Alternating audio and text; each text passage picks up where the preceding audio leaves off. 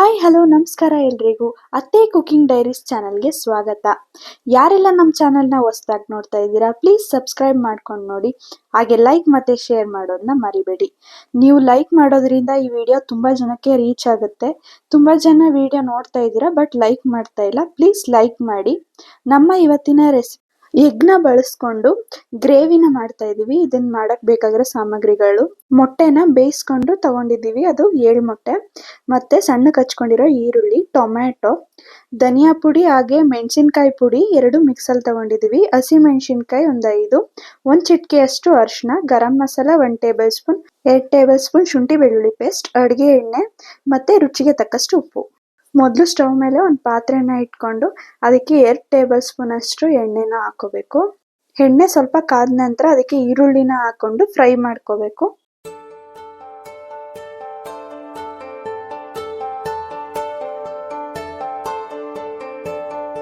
ಸ್ವಲ್ಪ ಫ್ರೈ ಆದ ನಂತರ ಅದಕ್ಕೆ ಶುಂಠಿ ಬೆಳ್ಳುಳ್ಳಿ ಪೇಸ್ಟ್ನ ಸೇರಿಸ್ಕೊಂಡು ಇನ್ನೊಂದು ಸ್ವಲ್ಪ ಫ್ರೈ ಮಾಡ್ಕೋಬೇಕು.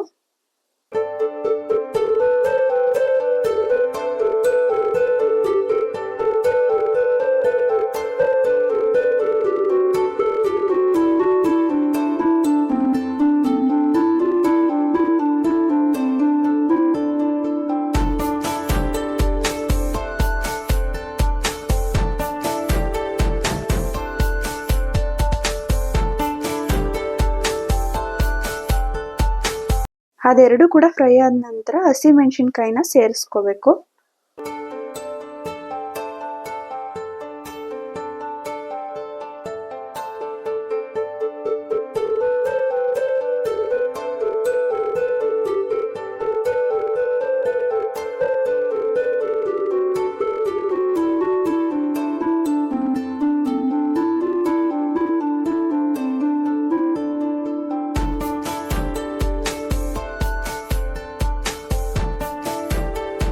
ಎಲ್ಲ ಚೆನ್ನಾಗಿ ಫ್ರೈ ಆದ ನಂತರ ಅದಕ್ಕೆ 1 ಚಿಟಿಕೆ ಅರಿಶಿನ ಪುಡಿನ ಸೇರಿಸ್ಕೋಬೇಕು.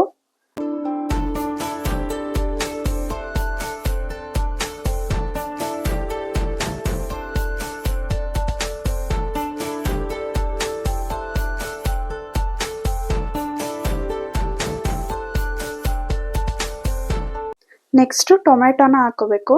ಟೊಮೆಟೊ ಹಾಕೊಂಡು ಚೆನ್ನಾಗಿ ಟೊಮೆಟೊ ಎಲ್ಲ ಸಾಫ್ಟ್ ಆಗೋ ತನಕನೂ ಫ್ರೈ ಮಾಡ್ಕೋಬೇಕು.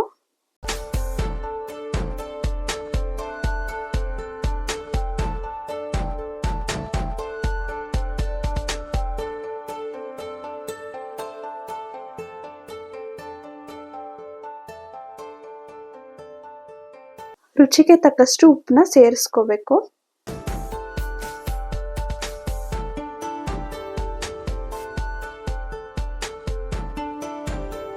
ನೆಕ್ಸ್ಟ್ ಗರಂ ಮಸಾಲೆನ ಹಾಕೋಬೇಕು, ಹಾಗೆ ಧನಿಯಾ ಪುಡಿ ಹಾಗೆ ಮೆಣಸಿನಕಾಯಿ ಪುಡಿ 2 ಕೂಡ ಚೆನ್ನಾಗಿ ಸೇರಿಸ್ಕೊಂಡು ಎಲ್ಲ ಫ್ರೈ ಮಾಡ್ಕೋಬೇಕು.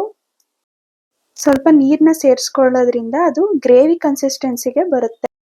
ಸ್ವಲ್ಪ ಹೊತ್ತು ಹಾಗೆ ಚೆನ್ನಾಗಿ ಅದು ಬೇಯೋಕೆ ಬಿಟ್ಬಿಡ್ಬೇಕು.